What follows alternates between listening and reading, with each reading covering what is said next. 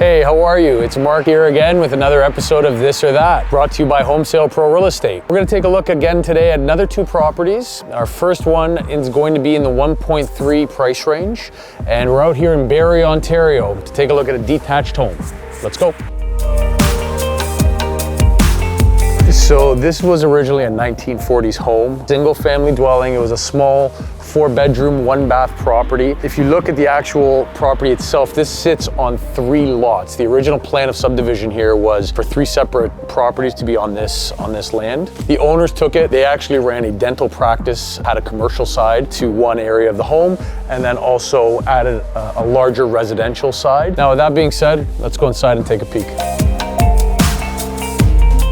Okay, as you can see coming into the home, you get a little bit of that 70s vibe with the wallpaper and the colors, how they all kind of come together into this property. Right now we're in the main living room of the house. There are going to be a lot of changes coming here.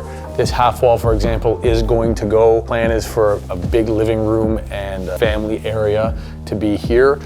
With a 2-sided fireplace that would replace this half wall. The idea is to just open up this area a little bit and make it a lot more welcoming for guests and friends and family to spend some time together here. Some of the cons with a home like this, unfortunately, would be, we are located in Barrie, Ontario, so if you do happen to work in Toronto, or you do have business in Toronto and you're not working remotely, it is a bit of a commute. It is going to take you about an hour. Another con would be the extensive renovation that would need to take place in here. Because this home has not really been touched since about late 1970, 1980, it is not turnkey. There would be substantial cost associated with that as well, which brings me to my third point, would be the cost of renovation that does go into this place. So there are a number of things. If somebody's willing to take on a project like this, it could be very, very advantageous for you, but only if you're willing to take on a project like that.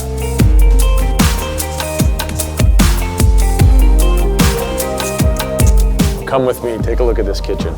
As we come into your future dream kitchen, you can see that it does require some extensive renovations.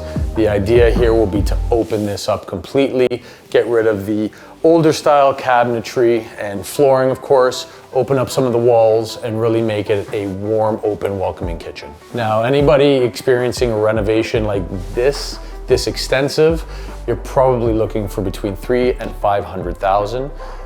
Anybody purchasing a property like this should be aware of something like that and does need to consult with their realtor to understand what that would look like.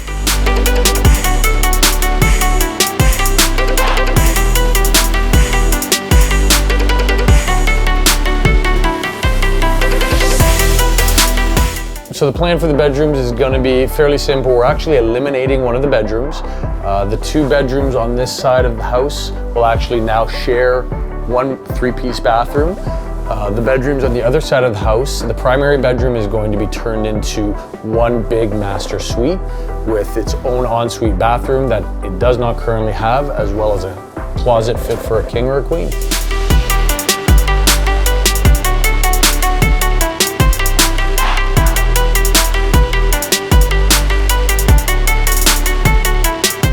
When doing a renovation of this caliber, you want to have a couple things in place. You want to make sure that you have an ample enough of a budget for something like this, as well as be working with an interior designer or a general contractor that is going to be engaged in the project, because the last thing you want is for a demolition like this to start and then have to live in the construction site ongoing for months on end. So make sure there's timelines that are properly established, make sure to do proper work when vetting the contractors that you're working with, and make sure your budget is in place and the conversations have been had prior to any of the walls coming down. So one of the pros of a property like this is definitely having the quiet and seclusion of this property, of a large acreage home like this. Sometimes living in the city of Toronto, you're faced with a lot of noise, a lot of congestion, a lot of traffic, all types of different things. Getting away from the city sometimes does have its own peace and serenity, and not so bad in the summer to have the whole pool to yourself to go for a dip. So obviously, as you can see, this home comes with a nice private pool, and we are backing on to a lot of green space here. This is actually all combined together with the property. There is the capacity to build another home back here potentially one day if the homeowner chooses to. We have a fully organic garden with a shed space as well, and ideally one day maybe turn this into a bit of a play space for kids, or maybe a jacuzzi out here. With this much space, opportunities are endless. So one of the great advantages of a home like this that isn't turnkey or hasn't been renovated in a while is the ability to customize it and modernize it by bringing it into modern day aesthetics and dramatically increasing the value of the home. All right, if you made it this far, let me know your thoughts on this property. Feel free to like, comment, and subscribe. Now let's go check out the downtown property.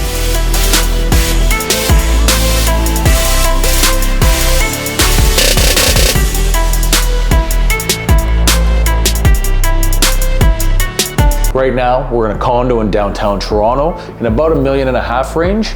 Let's go take a look. So one of the definite pros with this building and this unit are the high-end appliances and finishes. You have a full suite of Miele appliances, fridge, stove, range, as well as a gas fireplace. Things you don't typically get in a cookie cutter Toronto condo.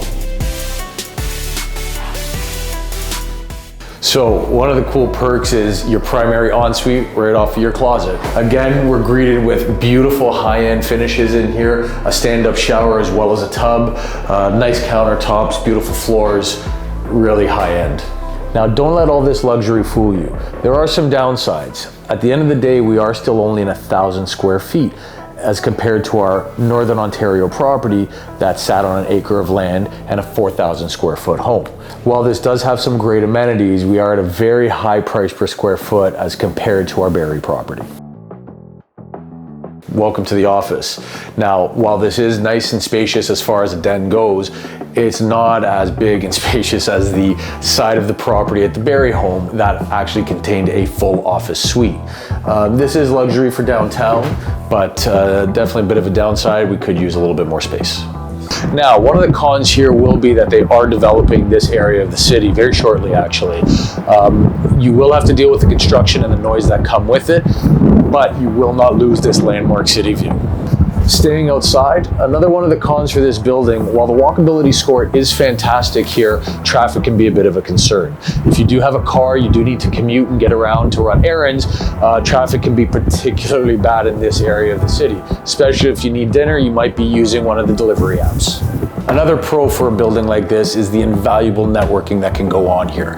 Everyone's heard of an elevator pitch, and you really never know who you're going to run into in the elevator in this building. All right, and that's a wrap. Thanks for watching another episode of This or That. We checked out 2 very beautiful properties today.